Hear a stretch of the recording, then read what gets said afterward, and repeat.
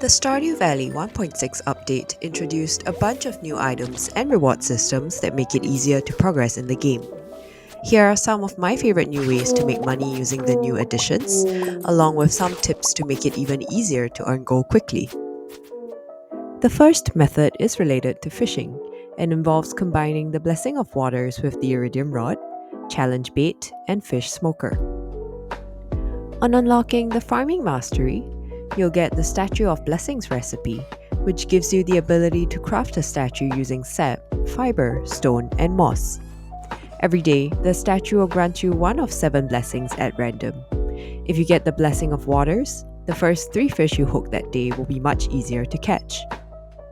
Pair this with the Advanced Iridium Rod, which can have 2 tackles attached to it instead of 1. Attach the trap bobber and the cork bobber to make it even easier to catch fishes. This is extremely useful since the effects of the 2 tackles will stack, making it much easier to catch tricky fishes like the lava eel or legendary fish. The third thing you'll need is Challenge Bait. You can obtain both the Advanced Iridium Rod and the Challenge Bait recipe upon unlocking the Fishing Mastery. The Challenge Bait recipe allows you to craft challenge bait using moss and bone fragments. It allows you to catch up to 3 fish at once, but decreases by 1 fish each time the fish leaves the fishing bar. In other words, you'll only get 3 fishes if you manage to get a perfect catch. The fish will escape if it leaves the fishing bar 3 times. With the Blessing of Waters effect, coupled with the trap bobber and cork bobber, you should be able to get perfect catches with no issue, even if they are used on tricky fishes like lava eel. If you're able to get perfect catches easily, you can even replace one of the tackles with the quality bobber, which increases the quality of fish caught. After activating the Blessing of Waters and equipping your Advanced Iridium Rod, head to level 100 of the mines or the volcano on Ginger Island to catch all the lava eels you can. The last step is to put all of the eels you caught into the Fish Smoker. The Fish Smoker is an artisan equipment that produces smoked fish using any fish and 1 coal. Smoked fish sells for double the value of the fish. The quality of fish will be retained, and you get to stack fisher, angler, and artisan buffs when selling it to earn tons of gold. The Fish Smoker recipe can be purchased from Willie's Fish Shop for 10,000 gold, and you can craft one using hardwood, sea jelly, river jelly, and cave jelly. Sea jelly can be obtained from fishing in the ocean, river jelly from the river, and cave jelly can be obtained from fishing on level 20, 60, or 100 in the mines. If you chose the Riverlands farm type, you'll get a fish smoker included in your farmhouse. To recap, by activating the Blessings of Water, Advanced Iridium Rod and Tackles, Challenge Bait, and Fish Smoker, you can make lava eels significantly easier to catch while increasing its sell price, making it one of my favorite ways to earn money. The second money-making method involves obtaining as many artifacts as possible and selling them for gold.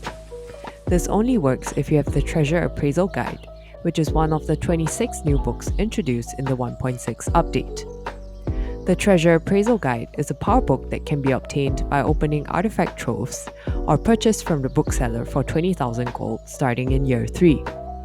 If you haven't heard, the bookseller comes to town twice every season on random dates, selling a random selection of books that grant you unique skills and powers.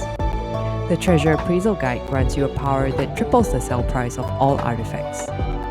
To take full advantage of this increased artifact selling price, you can leverage 3 different ways to obtain more artifacts. Firstly, you can use Treasure Totems, a new item introduced in the 1.6 update to spawn artifact spots.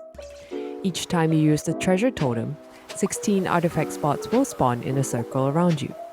If used on Ginger Island, there is a chance to obtain artifact troves or Omni Geodes, and the items obtained can be sold for triple the gold if you have the Treasure Appraisal Guide book power. To obtain Treasure Totems, you need to unlock the Foraging Mastery, which will give you the Mystic Tree Seed recipe and the Treasure Totem recipe. The Mystic Tree Seed can be crafted using acorn, maple seed, pine cone, and mahogany seed, and grows into a mystic tree. Tapping this tree gives you Mystic Syrup, which you can then use to craft treasure totems together with hardwood and moss. Using these totems is a great way to quickly obtain a ton of artifacts and sell them all for gold. The second method to obtain artifacts involves heading into the mines and using Monster Musk to attract and kill more ghosts. Monster Musk can be obtained after completing the Wizard's Prismatic Jelly quest on the Special Order board, or by trading a Combat Quarterly book with the bookseller. Specifically, you'll want to head to levels where ghosts are present, as they drop Omni Geodes when killed. You'll also want to equip the Burglar's Ring, which can be obtained from the Adventurers Guild after killing 500 dust sprites from the mines, as this will enable monsters to drop twice as much loot on average. Break apart the Omni Geodes at Clint's and sell the items obtained for more gold. The third way to make use of artifacts to earn gold is by using the new Iridium Pan. In the new 1.6 update, you can now upgrade your pan to an Iridium Grade 1 and find even more ores and special items from panning in the water. This now includes gems like diamonds, amethyst, or even Omni Geodes and coal. Because pans can now be upgraded to Iridium Grade, you can even enchant your pan at the forge to equip it with special powers. Here, you'll want to enchant it with the Archaeologist enchantment to obtain a 4 times chance to find artifact troves, 2 times chance to find bone fragments, and 3.5 times chance to find artifacts. The Iridium Pan is a great way to earn extra gold, and you can even wear it on your head as you move around the valley so that you never miss out on panning benefits. In summary, the second method involves obtaining the Treasure Appraisal Guide and selling artifacts obtained through treasure totems, killing ghosts, and panning with the enchanted Iridium Pan. The third method involves mining and killing monsters with the Parrot Trinket equipped. Once you've obtained the Combat Mastery, you'll be able to unlock a new equipment slot for trinkets, which grant you unique benefits. The Parrot Egg Trinket summons a Parrot Companion, who grants you a chance to find gold coins when slaying monsters, with each coin worth 250 gold. You can obtain trinkets from monster drops, or breaking crates and barrels in the mines or Skull Cavern. Each trinket will have a certain stat attached to it, which determines how effective it is, and can be changed using the anvil. For instance, a level 1 Parrot Egg gives you a coin drop chance of 10%, whereas a level 4 Parrot Egg grants a coin drop chance of 40%. Reroll the stats on your Parrot Trinket until it reaches the highest level 4, and equip it together with some Monster Musk before heading into the mines. You'll also want to equip your Burglar Ring for double monster loot drops, and kill all the monsters you see to earn tons of gold while mining. Another fun addition while you're doing this is if you have obtained the Diamond Hunter Power Book from the Dwarf in the Volcano Dungeon. This Power Book provides all stones with a chance to drop diamonds when mined with a pickaxe.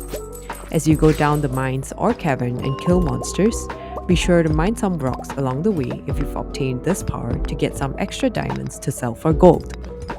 The last method has to do with farming and leveraging the Dehydrator. The Dehydrator is an artisan equipment that turns mushrooms or fruits into dried products. It requires 5 mushrooms or fruits of the same type and quality each time. The dried products increases the base sell price by more than 1.5 times, and is extremely useful if you have extra crops lying around and not enough kegs to turn them into wine. You can also turn 5 grapes into raisins, which is the favorite food of the Junimos. Placing 1 bag of raisins into a Junimo hut will increase the chances of Junimos harvesting double crops by 20%. The Junimos will consume 1 bag of raisins each week, and multiple bags can be placed in the hut for the Junimos to consume over time. You can obtain the recipe from Pierre's for 10,000 gold, and craft the Dehydrator using wood, clay, and fire quartz.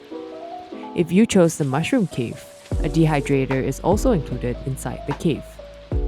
I think dehydrators are much easier to obtain than kegs, given that the materials needed to craft it are more readily available as opposed to oak resin for kegs. This is an easy way to increase both the sell price of your crops and the potential crop yield if you leverage it to make raisins for your Junimos. To recap, here are my favorite new ways to make money with the 1.6 additions to Stardew Valley. First, combining the advanced iridium fishing rod with tackles, challenge bait and the blessing of waters, and fishing up lava eels to place in the fish smoker. Second, obtaining the treasure appraisal guide and getting as many artifacts as possible to sell for gold. This can best be achieved using the 3 different methods: treasure totems, killing ghosts, and enchanting your iridium pen. Third, equipping the parrot trinket and monster musk to kill all the monsters you see and earn gold while doing so. And lastly, by leveraging the dehydrator to turn extra crops lying around into dried products to sell for a higher price, and by making raisins for your Junimos to double their crop harvest yield. And that's it for my top money making tips for the new additions in the Stardew Valley 1.6 update. If you found this helpful, remember to like and subscribe and let me know in the comments what are your favorite ways to make money in Stardew Valley.